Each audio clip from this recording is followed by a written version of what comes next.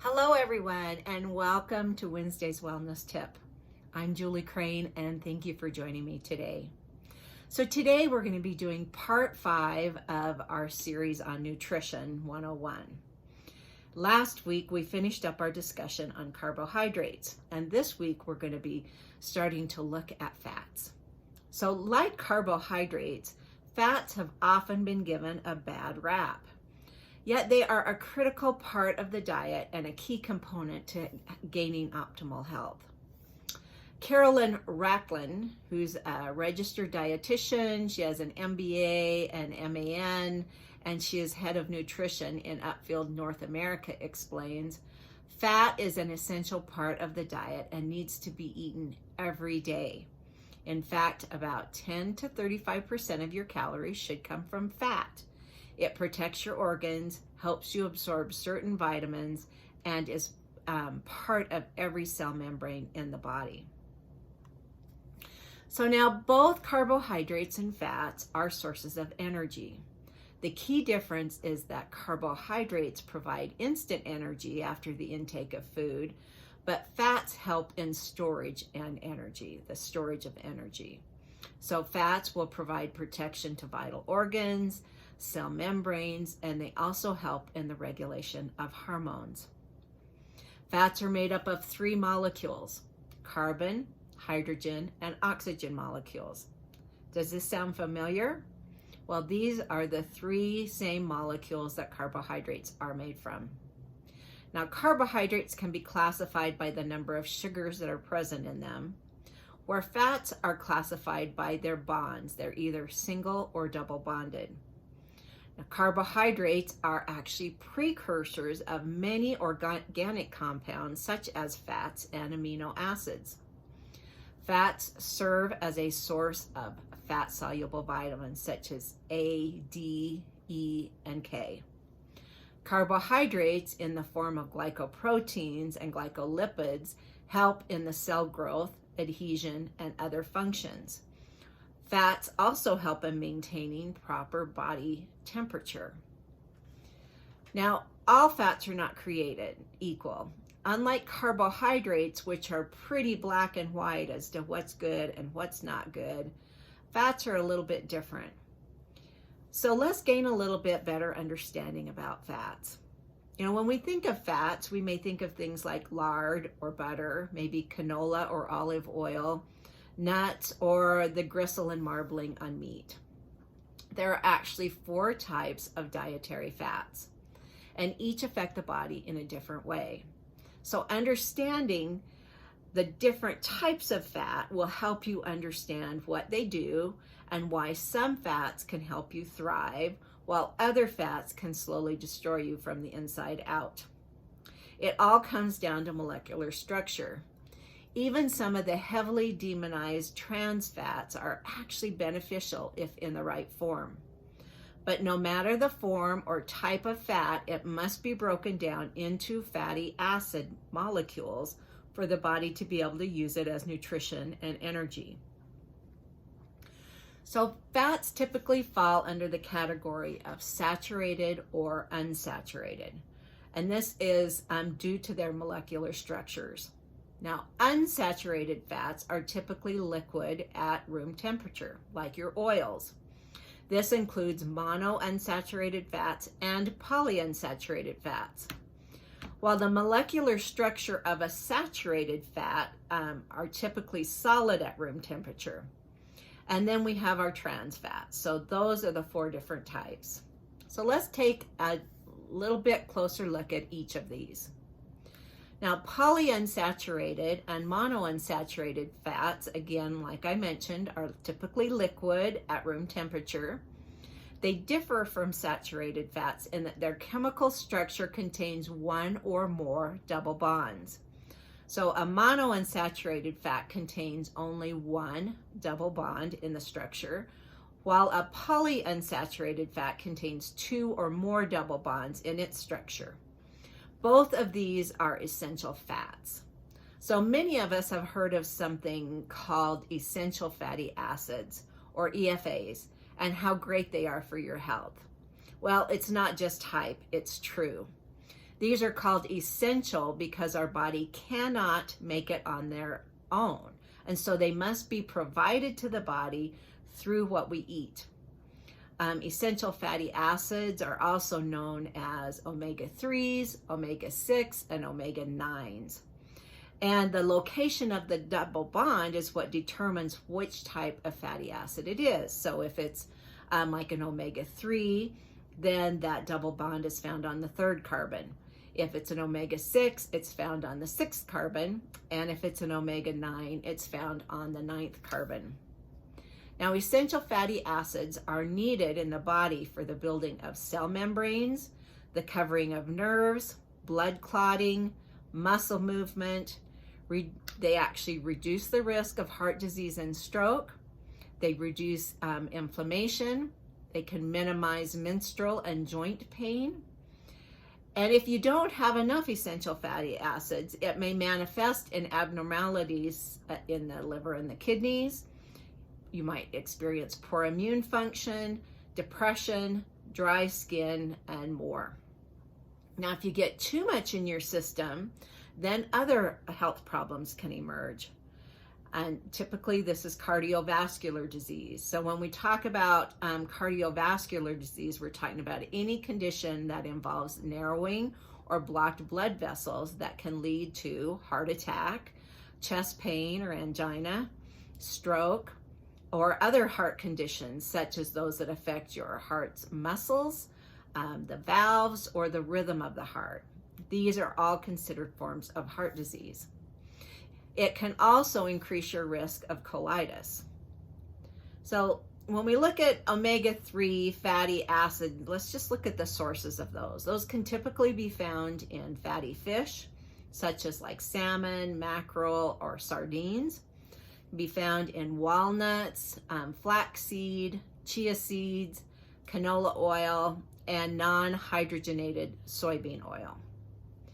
Now, foods rich in omega-6 include things like vegetables oils, such as safflower oil, soybean oil, sunflower, walnut, and corn oils.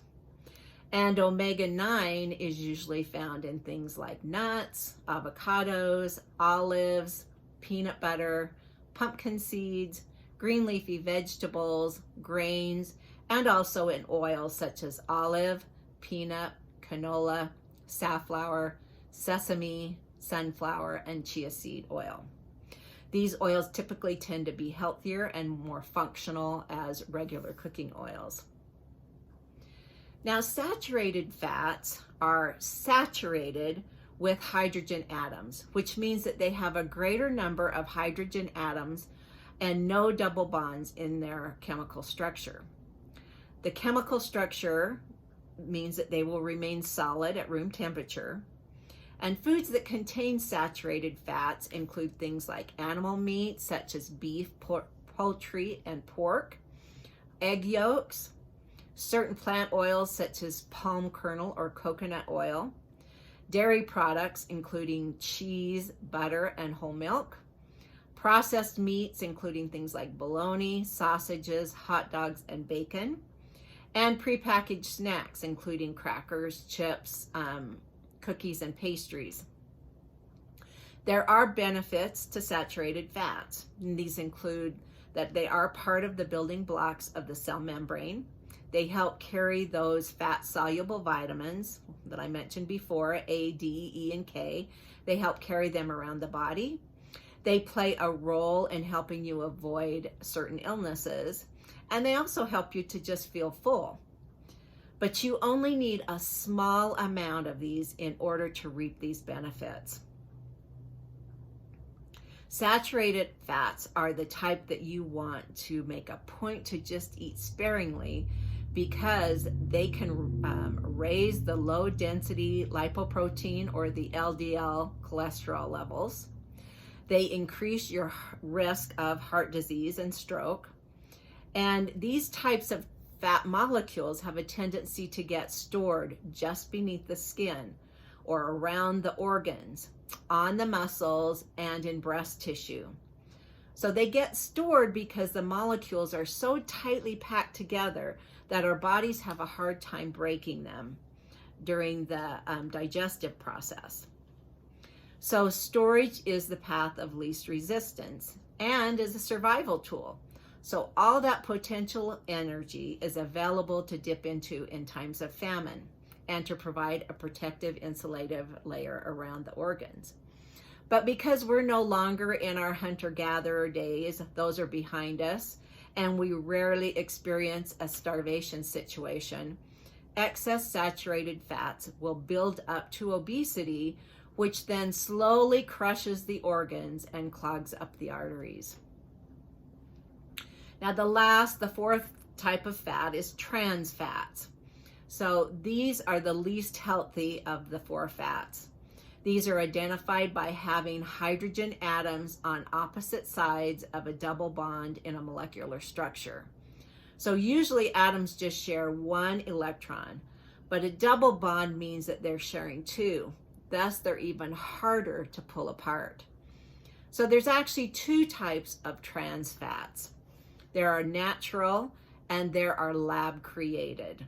Now, natural trans fats are formed by bacteria in the stomachs of cattle, sheep, and goats. Dairy products contain naturally occurring trans fats. Other types of meat, such as poultry, fish, and pork, also contain a small amount of trans fats. And the ones that are naturally found in animal fats and dairy products like butter. So again, those, if you just eat in moderation or you only need a small amount of those, they can be very healthy. Now, the artificial or lab created trans fats are the problem. They are mainly formed during a process called hydrogenation. Now, this is absolutely the worst type of dietary fat. Artificial trans fats are a byproduct of this process called hydrogenation, and this is used to turn healthy oils into solids and prevent them from becoming rancid.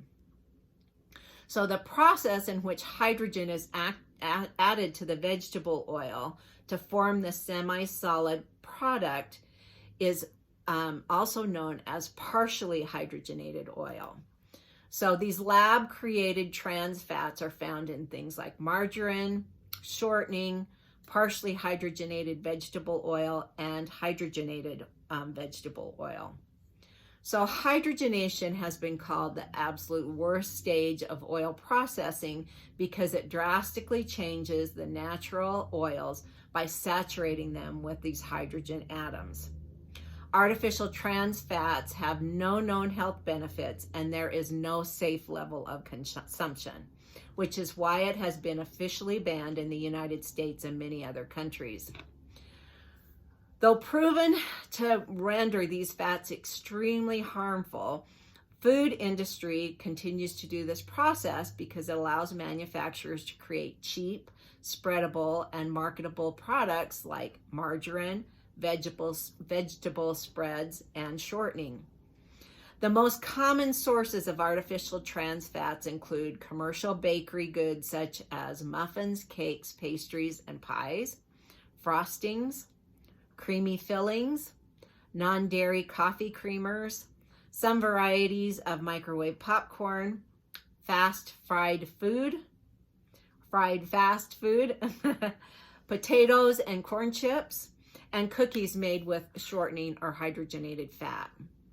So this product may be a benefit for manufacturers, but it's certainly not for consumers. A variety of processed foods and snacks previously contained artificial trans fats, but the Food and Drug Administration, or the FDA, banned these fats in the United States in 2018. The ban actually came in 2015, but companies were given 3 years to comply.